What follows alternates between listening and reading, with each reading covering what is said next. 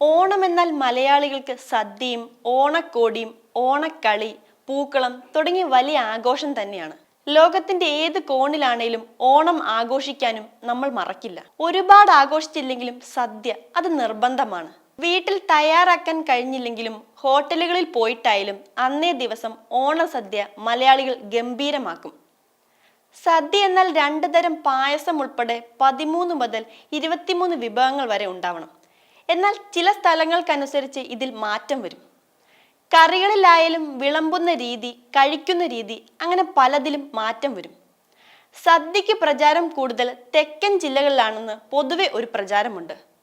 അതിലേറ്റവും നല്ല സദ്യയാകട്ടെ അങ്ങ് തലസ്ഥാനത്തെയും. തിരുവനന്തപുരത്തെ സദ്യ കഴിക്കാൻ അങ്ങ് വടക്കൻ ജില്ലകളിൽ നിന്ന് പോലും ആളുകൾ എത്തുന്നുണ്ട്. കറികൾ പോരാഞ്ഞ് എങ്ങുമില്ലാത്ത സ്പെഷ്യൽ ഐറ്റം ഇവിടെ കിട്ടും. സദ്യക്ക് ശേഷം പായസവും ബോളിയും അതൊരു വികാരമാണ്.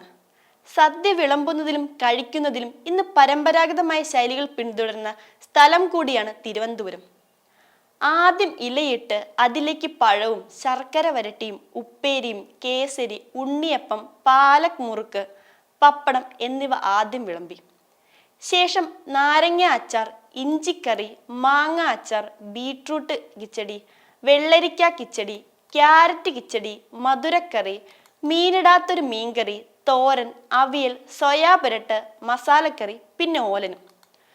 ചോറ് വരുന്ന സമയം കൊണ്ട് ഉപ്പേരിയും ശർക്കര വരട്ടിയും ഉണ്ണിയപ്പവും മുറുക്കും കേസരിയും എല്ലാം കഴിക്കണം.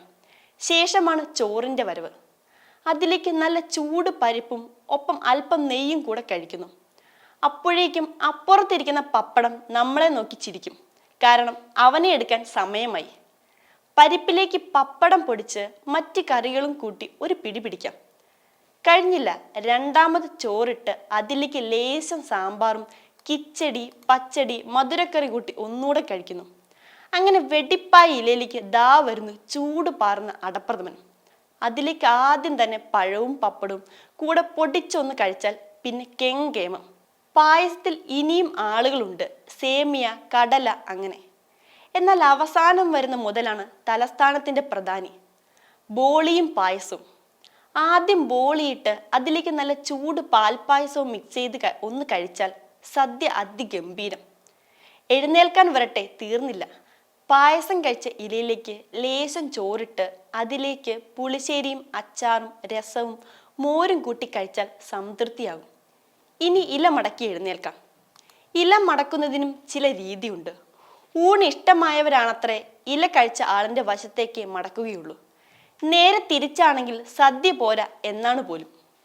ഈ വീഡിയോ നിങ്ങൾക്ക് ഇഷ്ടമായാൽ ലൈക്ക് ചെയ്യുക. കൂടുതൽ വീഡിയോകൾക്കായി യോഗനാഥം ന്യൂസ് ചാനൽ സബ്സ്ക്രൈബ് ചെയ്യുക.